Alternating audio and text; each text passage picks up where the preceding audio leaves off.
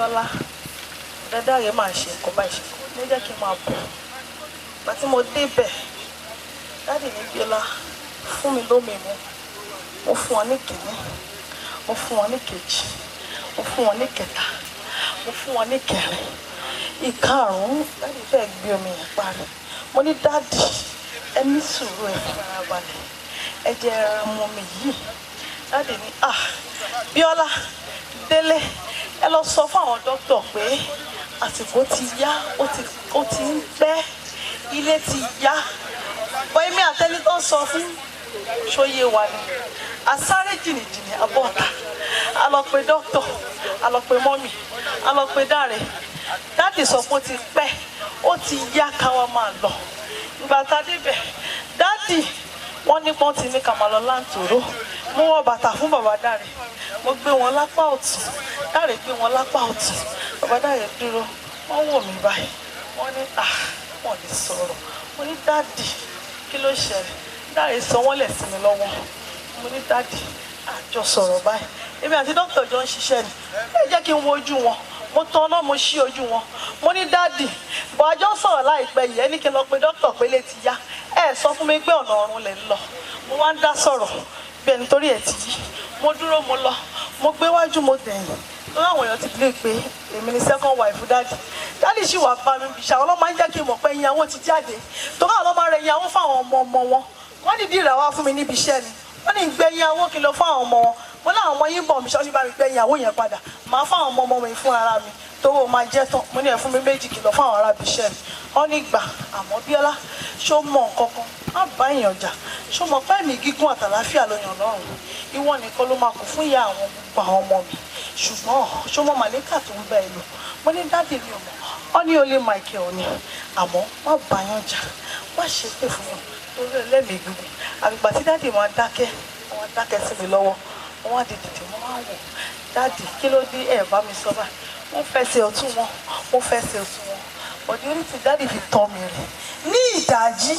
Dáàdì ìgbà tàbí ń gbé ládìrín, dáàdì máa la agogo ní 5:36. Ẹ wá ṣàdúrà, àdúrà àárọ̀ kùtùkù yẹn wọ́n fi kọ́ gbogbo wa, kò sí ẹni tó máa ń mìíràn. ìfá ibi tá a bá sùn jẹ́ wọ́n máa lago sí wa létí ni.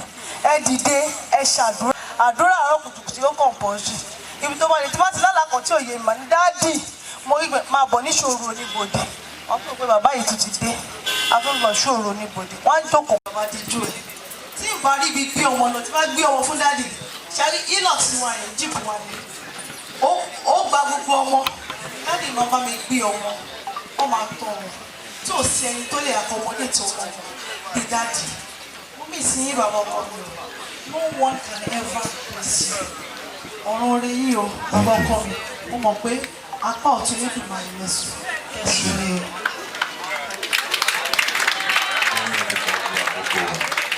Ṣùgbọ́n ọ̀rọ̀ tó sọ ó mú orí ẹ̀ fún ọdún wálẹ̀. Àbí bí ìgbà tó ń kà náà wí. Ọlọ́run ló yọ pé mo dúró dáadáa. Ìgbà díẹ̀ ló lù bá kọ́ sí mi lójú. Wákàtí bàbá ìjọ lẹ́nu tó bá dọ̀la ìjọ wákàtí ẹ̀ because of time. So, tribute to special venerable most senior evangelist Iko Obagaye alias Ijue, coordinator and leader of the Onibodis of Celestial Church of Christ, Ibara Abeokuta, by our patrons, able patrons, Venerable Dr. I.M. Malomo, parish patron of CCC Ibara Abeokuta, Orin So special venerable Ebenezer Jacob, 3 weeks ago, you led 2 senior Onibodis to visit and pray for me at home. We had a chit-chat thereafter, referring to your usual phone calls and text message to inquire about my health and welfare.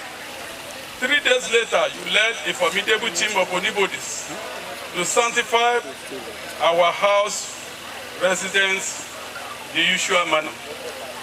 Therefore, with sadness of your death came as a rude shock, a thunderbolt, and unbelievable unbelievable, sudden transition which induce sorrow, sadness, confusion, unquenchable fireworks, stupor, and stomach in our cup of tea.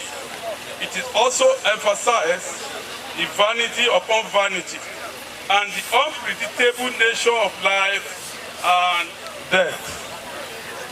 Ha ikudoro erin ti wo ayanaku sùn kò lè dìde ẹja ńlá lọ nínú omi ccc ìbára alágbára sùn fọfọ kò lè dìde mọ́ aṣíwájú àwọn oníbodè lọ sọ́run àrèmábọ̀ láì dágbére fún ẹnìkọ̀ọ̀kan ó dojú àlá ká tó rẹ́rìn òdìgbò ká tó rẹ́fọ̀n ó dọ̀dọ̀ ká tó rẹ́wẹ̀ bí ọ̀kín ẹyẹ bí ọ̀kín ó dinú pápá kìnìún ọba àwọn ẹranko kò lè ké ramúramù mọ́.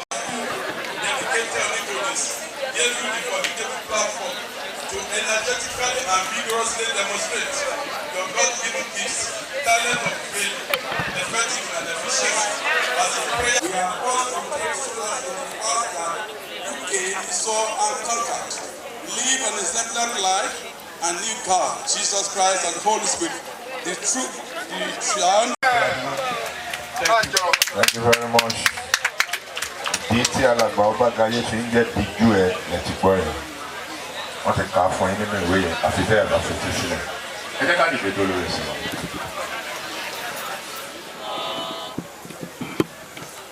Jésù Kristi. Michael nínú. Ní àkókò tí Ọlọ́run yà sọ́tọ̀ yìí. Fún orin ìdágbére fún ọmọ rẹ̀. A lọ nínú ọ̀rọ̀ rẹ̀ nítorí àwọn ọkàn tó sì wà láàyè sọ ara rẹ̀ jáde. Jésù Olúwa. Ọ̀rọ̀ ní òní pọ̀ níbi tí bàbá wà lọ́wọ́lọ́wọ́ kò gbọ́rọ̀ mọ́. Àwa láàyè là ń gbọ́. Ṣùgbọ́n gẹ́gẹ́ bí olùṣọ́ àgùntàn ìjọ náà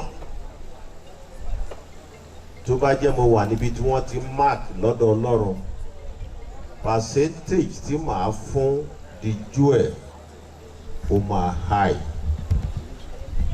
The last Monday tó fi kú yẹn ó sì wá sí sọ́ọ̀rù o.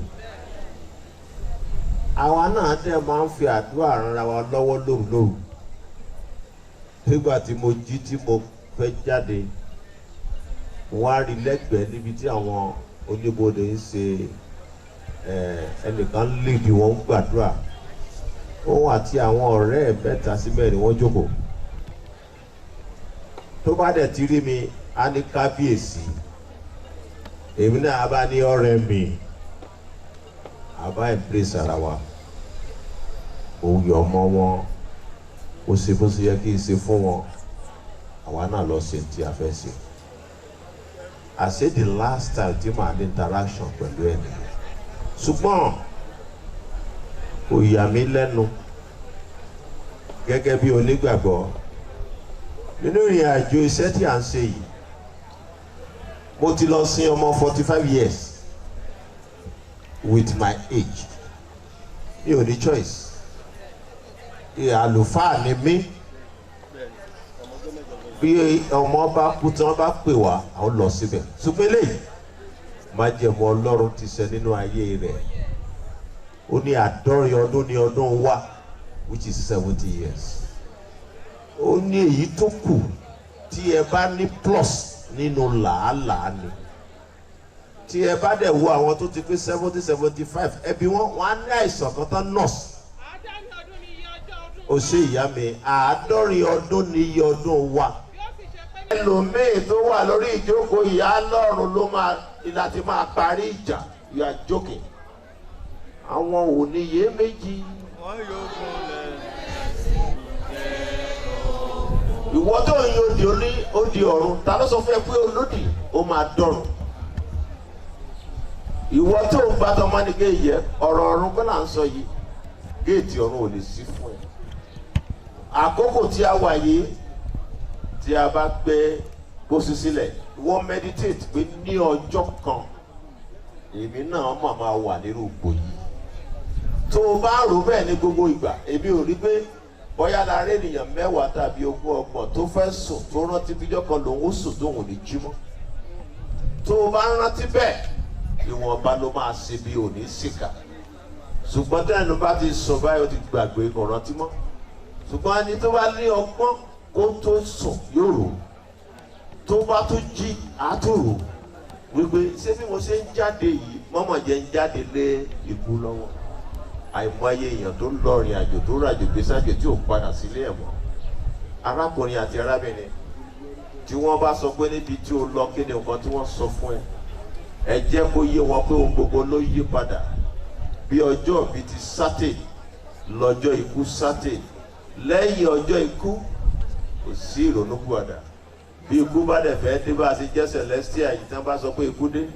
Ìwé odò ní kẹ́ ẹ lọ ṣe ẹ̀ bá ṣe ìwé odò 21 ẹlẹ́mìí á gba ẹ̀mí ẹ̀ torí pé bí ẹ ti ń wo ẹ̀mí tí Ọlọ́run fi ṣe ó sọ fún wa wípé òun yá wa ní kò fún wa tó bá fún wa ní ẹ̀mí a ò ní kú ṣùgbọ́n torí kó yá wa ló ṣe máa ń gba nǹkan ẹ̀ padà lákòókò tí a jọ ní májẹ̀mú pẹ̀lú ẹ̀ tẹ́nìkan ò mọ̀ nígbà tó bá wá gba nǹkan ẹ̀ àwa á fi gbé bọ́nu wípé yéè àṣìṣe la tọrọ ẹ̀mí yìí arákùnrin àti arábìnrin tí bàbá ọba gayé lónìí tí wà lọ́la tọ́jú iṣẹ́ rẹ̀ ìjọ mímọ́ lórí òkè ohun pẹ̀tẹ́lẹ̀ ojú bí ó sẹ́yìn lókè ọdún. Jehovah Jésù Kristi Michael Bebo adúgbòlówó rẹ̀ ayé ọsí ọlọ́ba gbọ́ ọpẹ́ wa